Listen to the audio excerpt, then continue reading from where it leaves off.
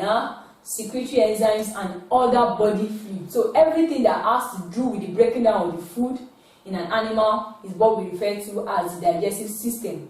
And we have two groups of animals based on the nature of their alimentary canal. I mentioned that few minutes ago, the monogastric and the polygastric, but we'll be talking better on them now, the monogastric and the polygastric animal. Now, we'll be talking about digestion in ruminants. I said earlier that ruminants are animals that we also call polygastric animal. They have 4-chambered stomach, or what we call 4-compartment stomach. So that's why they are called polygastric. Ruminants are also called polygastric animals because they have 4 stomach compartments or 4-chambered stomach. And the 4 stomach compartments, we have the rumen, the reticulum, the omasum, and the abomasum.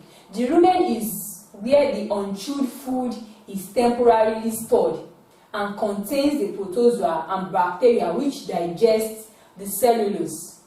You know, there are some animals, if you observe farm animals generally, or even animals around your house, depending on where you live, you discover that, for instance, goats, maybe in the cool of the day, you discover that the goat has not eaten anything that you can see in the previous minute. You discover it's just chewing its mouth, just chewing something. And if you have thought deeply, you wonder, what is this goat eating? At least it has not eaten anything in the past 30 minutes I've been watching it. So that goat is an example of ruminant animal. So I'll be explaining to you what happens to the goat and why it is doing that chewing. When it eats its food, it doesn't chew it. He eats the food and it goes into his stomach. But after a while, when it is resting, it goes to rest. After it has eaten all the grasses around, it goes to rest somewhere. Then it brings back the food into his mouth and he starts to chew it. So when the goat first eats the food, I said it doesn't chew it, it just eats it and store it. It stores the food first in the rumen. Rumen is where it keeps the unchewed food.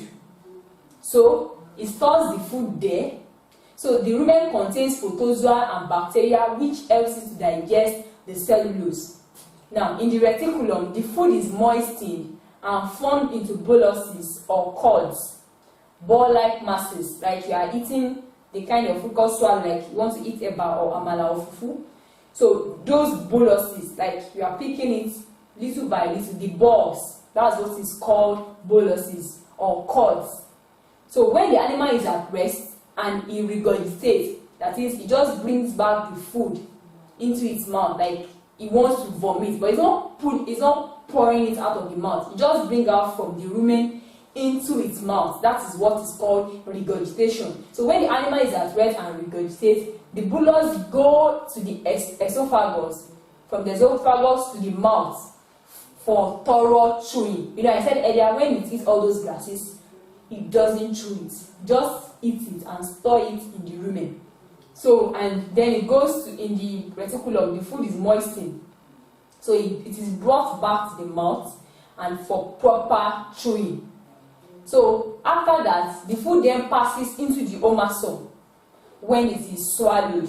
Then from the omasum it goes to the abomasum. Abomasum is referred to as the true stomach of the animal. And why is it the true stomach? It's one that bears the gastric glands that works on the food. So it is in the abomasum that digestion is completed.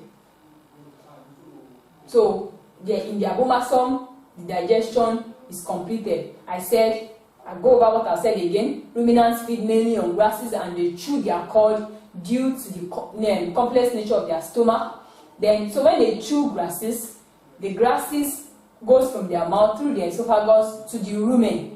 It is in the rumen where the grass is stored. It is in the unchewed state. Then in the rumen, the grass is acted upon by microorganisms like bacteria and protozoa, which digest the cellulose and synthesize some amino acid needed by the animal from the non-protein nitrogenous substances. After the rumen is filled, the animal finds a cool place to rest and lies down quietly. Then, by anti-peristaltic movement of the stomach. That is, the stomach begins to move. So the undigested grasses passes from the rumen to the reticulum. The food moves away from the rumen now into the reticulum, where it re-enters the esophagus. That is the regurgitation process. So it enters into the esophagus, then back to its mouth. So when it is in the mouth, the animal now chews the food properly by using the molar and the premolar teeth. So the food is chewed into a semi-liquid form, what that is called cud. That's why we say they chew their cud. So it's chewed into semi-liquid form, then it is re-swallowed. Now this liquid or this semi-liquid cud now moves into the omasum. That's the third chamber stomach. Then from there it passes into the abomasum, which is the true stomach that carries the digestive glands. In the abomasum, enzymes are secreted which act upon the food. Further digestion and absorption of the food take place progressively along the digestive tract. Then the digested food is absorbed into the blood through villi, the finger-like structure in the small intestine, while the undigested food passes into the large intestine, where they are removed through the anus as the animal dung and the feces. If you look critically, if you've seen animal dung before, especially for cattle, when you look critically at it, you will see that it is greenish in color.